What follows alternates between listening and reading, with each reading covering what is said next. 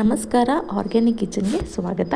ಇವತ್ತು ನಾನು ಮಾಡ್ತಾ ಇರುವಂಥ ರೆಸಿಪಿ ಡ್ರೈ ಫ್ರೂಟ್ಸ್ ಪೌಡರ್ ಅಥವಾ ಎನರ್ಜಿ ಪೌಡರ್ ಅಂತಲೂ ಕೂಡ ಹೇಳ್ಬೋದು. ಇದನ್ನು 10 ತಿಂಗಳ ಮಕ್ಕಳಿಂದ ವಯಸ್ಸಾದವರಿಗೂ ಕೂಡ ಕೊಡಬಹುದು. ಬನ್ನಿ ಇದಕ್ಕೆ ಏನೇನು ಬೇಕು ಅಂಥೇಳಿ ನೋಡೋಣ. ಮೊದಲಿಗೆ ನಾನು ಅರ್ಧ ಬೌಲ್ ಆಗುವಷ್ಟು ವಾಲ್ನಟ್ ತೊಗೊಂಡಿದ್ದೀನಿ, ಅರ್ಧ ಬೌಲ್ ಆಗುವಷ್ಟು ಬಾದಾಮಿ ತೊಗೊಂಡಿದ್ದೀನಿ, ಅರ್ಧ ಬೌಲ್ ಆಗುವಷ್ಟು ಗೋಡಂಬಿನ ತೊಗೊಂಡಿದ್ದೀನಿ, ಅರ್ಧ ಬೌಲ್ ಪಿಸ್ತಾ ತೊಗೊಂಡಿದ್ದೀನಿ, ಅರ್ಧ ಬೌಲ್ ಓಟ್ಸ್ ತೊಗೊಂಡಿದ್ದೀನಿ, ಸಫೋಲಾ ಓಟ್ಸ್, ಕಾಲು ಬೌಲ್ ಆಗುವಷ್ಟು ಕಲ್ಲಂಗಡಿ ಬೀಜವನ್ನು ತೊಗೊಂಡಿದ್ದೀನಿ, ಕಾಲು ಬೌಲು ಸೂರ್ಯಕಾಂತಿ ಬೀಜ, ಕಾಲು ಬೌಲು ಕುಂಬಳಕಾಯಿ ಬೀಜ, ಅರ್ಧ ಬೌಲ್ ಆಗುವಷ್ಟು ಕಡಲೆ ಬೀಜ ತೊಗೊಂಡಿದ್ದೀನಿ, ಅರ್ಧ ಬೌಲ್ ಆಗುವಷ್ಟು ಕೆಂಪು ಅವಲಕ್ಕಿ ಅಥವಾ ರೆಡ್ ಅವಲ್ ಅಂತಲೂ ಕೂಡ ಕರೀತಾರೆ, ಅರ್ಧ ಬೌಲ್ ಹುರ್ಗಡ್ಲೆ, 1 ಬೌಲ್ ಆಗುವಷ್ಟು ಮಖಾನ ಅಥವಾ ತಾವರೆ ಬೀಜ, ಹಾಗೆ 2 ಸ್ಪೂನ್ ಆಗುವಷ್ಟು ಸೋಂಪು, 1-2 ಏಲಕ್ಕಿ, 1 ಇಂಚು ಚಕ್ಕೆ, 2 ಲವಂಗ, ಕಾಳು ಮೆಣಸು ಹಾಗೆ ಓಮ್ ತೊಗೊಂಡಿದ್ದೀನಿ. ಬನ್ನಿ ಹೇಗೆ ಮಾಡೋದು ಅಂಥೇಳಿ ನೋಡೋಣ. ಮೊದಲಿಗೆ ಕಡಾಯಿನ ಇಟ್ಕೊಳ್ಳೋಣ. ಇದು ಬಿಸಿ ಆದಮೇಲೆ ನಾನು ಇಲ್ಲಿ ಕುಂಬಳಕಾಯಿ ಬೀಜನ ಹಾಕ್ಕೊಳ್ತಾ ಇದ್ದೀನಿ ಅಥವಾ ಪಂಪ್ಕಿನ್ ಸೀಡ್ಸ್ ಅಂತಲೂ ಕೂಡ ಹೇಳ್ಬೋದು. ಇದನ್ನು ಹಾಕ್ಕೊಂಡು ಲೋ ಫ್ಲೇಮ್ನಲ್ಲಿ ಹುರ್ಕೋಬೇಕು. 1-2-3 ನಿಮಿಷಗಳ ಕಾಲ ಹುರ್ಕೊಳ್ಳೋಣ. ಕುಂಬಳಕಾಯಿ ಬೀಜ ನಮಗೆ ಇಮ್ಯುನಿಟಿ ಪವರ್ನ ಇನ್ಕ್ರೀಸ್ ಮಾಡುತ್ತೆ. ಇದು ಮಕ್ಕಳಿಗೆ ಕೊಡೋದ್ರಿಂದ ತುಂಬಾ ಒಳ್ಳೆಯದು. ಹಾಗೆ ದೊಡ್ಡವರು ಕೂಡ ಹೋಗ್ತಾ ಬರ್ತಾ ತಿನ್ನಬಹುದು. ಇದನ್ನು ಲೋ ಫ್ಲೇಮ್ನಲ್ಲಿ ಹುರ್ಕೊಳ್ಳೋಣ 1-2-3 ನಿಮಿಷ. ಇದು ಹುರಿದಾದ್ಮೇಲೆ ಒಂದು ದೊಡ್ಡ ಪ್ಲೇಟ್ನಲ್ಲಿ ತಣ್ಣಗಾಗಿಟ್ಕೋಬೇಕು. ಇದಾದಮೇಲೆ ನಾನು ನೆಕ್ಸ್ಟು ಸೂರ್ಯಕಾಂತಿ ಬೀಜನ ತಗೊಳ್ತಾ ಇದ್ದೀನಿ ಅಥವಾ ಸನ್ಫ್ಲವರ್ ಸೀಡ್ ಅಂತಲೂ ಕೂಡ ಹೇಳ್ಬೋದು. ಇದನ್ನು ಕೂಡ 2-3 ನಿಮಿಷಗಳ ಕಾಲ ಲೋ ಫ್ಲೇಮ್ನಲ್ಲಿ ಫ್ರೈ ಮಾಡ್ಕೋಬೇಕು. ಇದು ನಮಗೆ ಬ್ಲಡ್ ಪ್ರೆಷರ್ನ ಕಂಟ್ರೋಲ್ ಮಾಡುತ್ತೆ.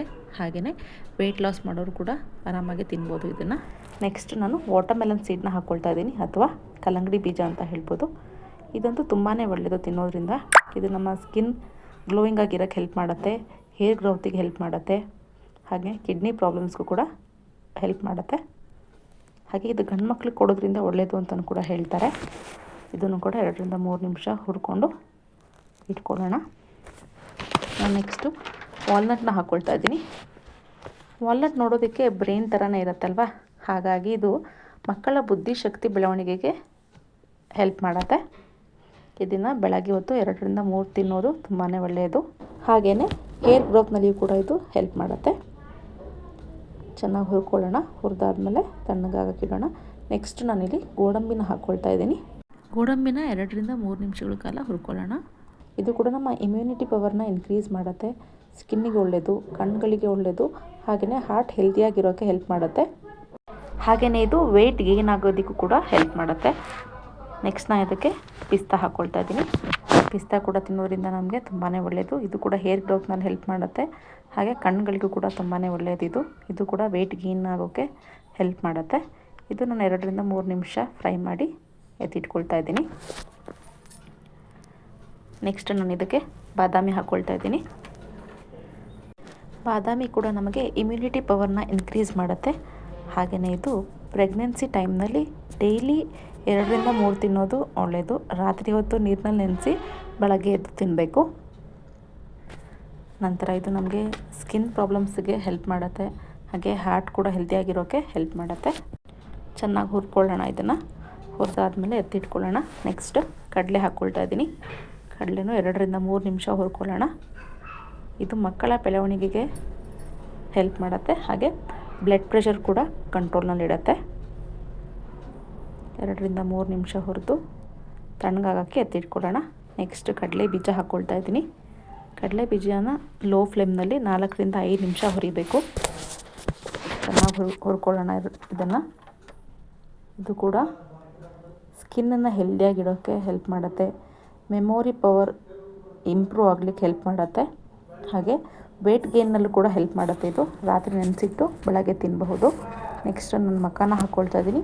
ಮಖಾನ ಚೆನ್ನಾಗಿ ಗರ್ಗರಿ ಆಗೋವರೆಗೂ ಇದನ್ನು ಹುರ್ಕೋಬೇಕು. ಹಾಗೆ ಇದನ್ನು ಮಕ್ಕಳಿಗೆ ಸ್ನ್ಯಾಕ್ಸ್ ರೀತಿಯಾಗೂ ಮಾಡಿಕೊಡ್ಬೋದು. ಮಖಾನನ ಸ್ವಲ್ಪ ತುಪ್ಪ ಹಾಕಿ ಹುರಿದು ಬೆಲ್ಲದ ಪಾಕ ಹಾಕಿದ್ರೆ ನಿಮಗೆ ಸ್ವೀಟ್ ಮಖಾನ ರೆಡಿ ಆಗುತ್ತೆ. ಇಲ್ಲ ಅಂತ ಹೇಳಿದ್ರೆ ಮಖಾನನ ಸ್ವಲ್ಪ ತುಪ್ಪ ಹಾಕಿ ಹುರಿದು ಕೊನೆಯಲ್ಲಿ ಉಪ್ಪು ಹಾಗೂ ಖಾರದ ಪುಡಿ ಹಾಕಿದ್ರೆ ಖಾರವಾದ ಮಖಾನ ಕೂಡ ರೆಡಿ ಆಗುತ್ತೆ. ಇದನ್ನು ಈವ್ನಿಂಗ್ ಸ್ನ್ಯಾಕ್ಸ್ಗೆ ಟೀ ಜೊತೆಗೆ ತಿಂದರೂ ಚೆನ್ನಾಗಿರುತ್ತೆ. ನೆಕ್ಸ್ಟ್ ಇವಾಗ ನಾನು ಓಟ್ಸ್ ಹಾಕ್ಕೊಳ್ತಾ ಇದ್ದೀನಿ. ಓಟ್ಸ್ನ ಕೂಡ ಒಂದು 4ರಿಂದ 5 ಸೆಕೆಂಡ್ಗಳ ಕಾಲ ಹುರಿದ್ರೆ ಸಾಕು. ಹುರಿದಿಟ್ಕೊಳ್ಳೋಣ. ಇದು ಕೂಡ ತಣ್ಣಗಾಗಕ್ಕೆ ಇಡೋಣ. ನೆಕ್ಸ್ಟ್ ನಾನು ಇದಕ್ಕೆ ಕೆಂಪು ಅವಲಕ್ಕಿ ಹಾಕ್ಕೊಳ್ತಾ ಇದ್ದೀನಿ, ಅಥವಾ ರೆಡ್ ಅವಲ್ ಅಂತಲೂ ಕೂಡ ಹೇಳ್ಬೋದು. ಇದನ್ನು ವೆಯ್ಟ್ ಲಾಸ್ ಮಾಡೋರು, ಅನ್ನ ತಿನ್ನೋದಿಲ್ಲ ಅಂಥವರು ಇದನ್ನು ಆರಾಮಾಗಿ ಬ್ರೇಕ್ಫಾಸ್ಟ್ಗೆ ಅವಲಕ್ಕಿ ಉಪ್ಪಿಟ್ಟು ಥರ ಮಾಡ್ಕೊಂಡು ತಿನ್ಬೋದು. ನಿಮಗೆ ನಾರ್ಮಲ್ ವೈಟ್ ಅವಲಕ್ಕಿಗೂ ಇದಕ್ಕೂ ತುಂಬಾ ಡಿಫ್ರೆನ್ಸ್ ಇದೆ. ಟೇಸ್ಟ್ ಡಿಫ್ರೆನ್ಸ್ ಕೊಡುತ್ತೆ ನಿಮಗೆ. ಒಂದ್ಸಲಿ ಮಾಡಿ ತಿಂದು ನೋಡಿ ಹೇಗಿರುತ್ತೆ ಅಂತ ಹೇಳಿ. ನೆಕ್ಸ್ಟ್ ನಾನಿಲ್ಲಿ ಸೋಂಪು, ಚಕ್ಕೆ, ಲವಂಗ, ಏಲಕ್ಕಿ, ಕಾಳುಮೆಣಸು, ಓಮ್ ಹಾಕ್ಕೊಂಡು ಹುರ್ಕೊಳ್ತಾ ಇದ್ದೀನಿ. ಸೋಂಪು ಮತ್ತು ಏಲಕ್ಕಿನ ನಾನು ಫ್ಲೇವರ್ಗೆ ಹಾಕ್ಕೊಳ್ತಾ ಇದ್ದೀನಿ. ಚಕ್ಕೆ, ಲವಂಗ, ಕಾಳುಮೆಣಸನ್ನು ಚಿಕ್ಕ ಮಕ್ಕಳಿಗೆ ಕೆಮ್ಮು, ನೆಗಡಿ, ಶೀತ ಆಗುತ್ತಲ್ವ, ಆವಾಗ ನಾವು ಇದನ್ನು ಡೈರೆಕ್ಟಾಗಿ ಕೊಡೋಕ್ಕಾಗೋದಿಲ್ಲ ಅಲ್ವಾ. ಹಾಗಾಗಿ ನಾನು ಏನು ಮಾಡ್ಕೊತೀನಿ, ಹುರಿದು ಒಟ್ಟಿಗೆ ಡ್ರೈ ಫ್ರೂಟ್ಸ್ ಪೌಡ್ರಲ್ಲಿ ಹಾಕ್ಕೊಂಡ್ರೆ ನಿಮಗೆ ಇದನ್ನು ಹಾಕಿ ರುಬ್ಬಿದ್ದೀರ ಅಂತ ಗೊತ್ತಾಗೋದಿಲ್ಲ. ಈಗ ಇದೆಲ್ಲ ತಣ್ಣಗಾದ್ಮೇಲೆ ನಾನು ಮಿಕ್ಸಿಯಲ್ಲಿ ರುಬ್ಕೊಳ್ತಾ ಇದ್ದೀನಿ. ಇದನ್ನು ಪೌಡರ್ ಥರ ಮಾಡಿ ಹಾಲಿನಲ್ಲಿ ಕೂಡ ಹಾಕ್ಕೊಂಡು ಕುಡಿಬೋದು, ಅಥವಾ ಇದನ್ನು ಡ್ರೈ ಫ್ರೂಟ್ಸ್ ಲಡ್ಡು ಥರ ಕೂಡ ಮಾಡಿ ತಿನ್ನಬಹುದು. ಇದನ್ನು ಬಾಣಂತಿಯರಿಗೆ ಕೊಟ್ಟರೆ ಹಾಲಿನ ಉತ್ಪಾದನೆ ಚೆನ್ನಾಗಾಗತ್ತೆ. ಇದನ್ನು ನಿಧಾನಕ್ಕೆ ಸಣ್ಣಗಾಗೋವರೆಗೂ 2ರಿಂದ 3 ಟ್ರಿಪ್ ರುಬ್ಕೊಳ್ಳೋಣ. ಈ ಥರ ಆವಾಗವಾಗ ಕೈ ಆಡಿಸ್ತಾ ರುಬ್ಕೋಬೇಕು ಇದನ್ನು. ಈ ಪೌಡರ್ ನನಗೆ ಆಲ್ಮೋಸ್ಟ್ 1 kg ಆಗೋಷ್ಟು ಸಿಗುತ್ತೆ. ಇದನ್ನು ನಾನು 1ರಿಂದ 1.5 ತಿಂಗಳಷ್ಟು ಯೂಸ್ ಮಾಡ್ಬೋದು. ಇದನ್ನು ಹಾಲಿನಲ್ಲಿ ಬಿಸಿ ಮಾಡೋ ಟೈಮ್ನಲ್ಲೇ 1 ಸ್ಪೂನ್ ಹಾಕಿ ಬಿಸಿ ಮಾಡಿ ಮಕ್ಳಿಗೆ ಕೊಡಬೇಕು. ಇಲ್ಲ ಅಂದರೆ ಇದನ್ನು ನಾವು ಲಡ್ಡು ಥರ ಆದ್ರೂ ಮಾಡಬಹುದು. ಬೆಲ್ಲನ ಪಾಕ ಥರ ಮಾಡಿ ಸ್ವಲ್ಪ ತುಪ್ಪ ಹಾಕ್ಕೊಂಡು ಇದನ್ನು ಉಂಡೆ ಮಾಡಿಟ್ಕೊಂಡು ಡೈಲಿ 2 ಹಾಗೆ ತಿನ್ಬೋದು. ಇದನ್ನ ಅಂಗಡಿನಲ್ಲಿ ಹೋಗಿ ಬೂಸ್ಟು, ಹಾರ್ಲಿಕ್ಸು ಅದನ್ನು ತೊಗೊಂಡು ಹಾಲಿನಲ್ಲಿ ಹಾಕ್ಕೊಂಡು ಕುಡಿಯೋ ಬದಲು ಈ ಥರ ಮನೆಯಲ್ಲೇ ಪೌಡರ್ ಮಾಡಿಕೊಂಡು ಕುಡಿಯೋದ್ರಿಂದ ಹೆಲ್ದಿಯಾಗೂ ಕೂಡ ಇರಬಹುದು. ನೀವು ಒಂದ್ಸರಿ ಮಾಡಿ ಟ್ರೈ ಮಾಡಿ ಹೇಗಾಯಿತು ಅಂತ ಹೇಳಿ. ನನ್ನ ಈ ಹೊಸ ಚಾನಲನ್ನು ಪ್ಲೀಸ್ ಸಬ್ಸ್ಕ್ರೈಬ್ ಮಾಡಿ, ಶೇರ್ ಮಾಡಿ. Thank you.